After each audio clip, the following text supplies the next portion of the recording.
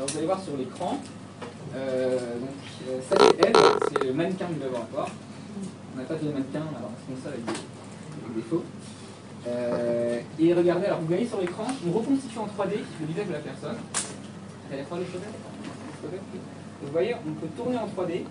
Donc cette caméra filme en 3 dimensions le visage de ce mannequin. Si je mets ma main, on verra aussi ma main en 3D, je pourrais tourner dans l'espace et voir l'objet en 3D. D'accord? Alors, le concept, alors c'est pas de la magie, alors vous voyez qu'il y a de la lumière qui clignote, vous voyez des lignes.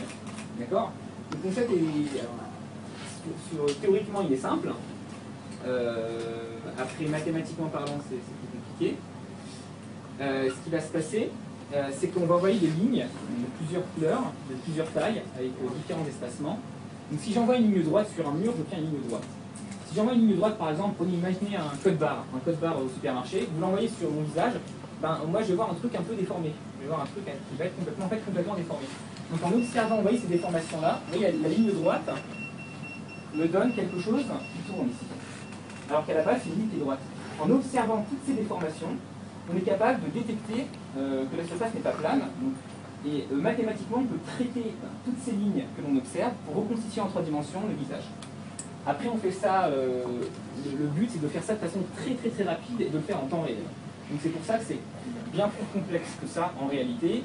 Et que ce qui va se passer, c'est qu'il va y avoir plusieurs trames différentes, il va y avoir un processing à l'intérieur de l'ordinateur qui va être très complexe, il y a des algorithmes qui peuvent être très compliqués, mais qui vont être beaucoup plus performants que le simple fait d'envoyer une ligne et de regarder ce qui se passe. Il faut que ça se passe en temps réel. Et ça permet par exemple, alors ce genre de caméra permet de faire des animations en temps réel sur des dessins animés. Donc, par exemple, maintenant, vous voulez filmer Avatar, vous voulez filmer Le Seigneur des Anneaux en 3D, donc vous avez un personnage, on va prendre par exemple Shrek, et j'aimerais animer Shrek, j'aimerais que ce personnage...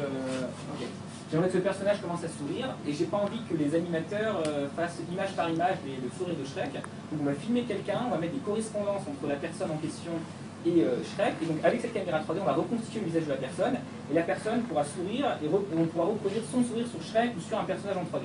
Donc ça a beaucoup d'incidence dans le monde du cinéma et c'est pour ça qu'aujourd'hui il y a un essor des films en 3 dimensions. On travaille aussi avec des médecins, donc à partir de ça, on est capable de diagnostiquer des problèmes sur les nouveau-nés.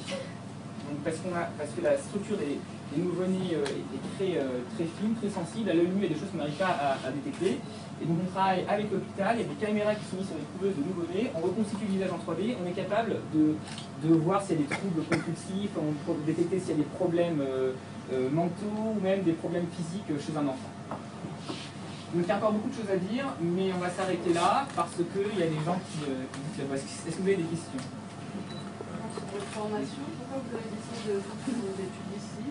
Quelles sont les différences entre les deux pays que vous avez à la base, je devais aller aux États-Unis, au MIT. Je suis venu au Tertium pour faire un stage. D'abord, c'est tous mes profs à Polytechnique qui m'ont encouragé à venir ici, parce que les Français, notamment l'UNIA, Normal Sud et Polytechnique, travaillent beaucoup avec le Tertium. Ils m'ont encouragé à venir ici, ils m'ont dit que le niveau était assez bon. Donc moi j'ai décidé de venir, je me suis renseigné auprès de 4 profs qui m'ont tous recommandé le Tertium. Donc je m'étais quand même inscrit aux États-Unis, je suis venu ici pour faire un stage.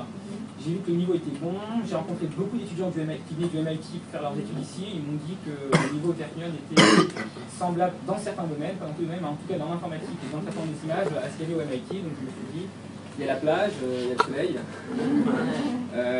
il fait beau, les études ça coûte pas 50 000 $ l'année, plus 30 000 $ de logement, je sais pas quoi, donc j'ai décidé de rester ici et de prolonger mon stage en doctorat.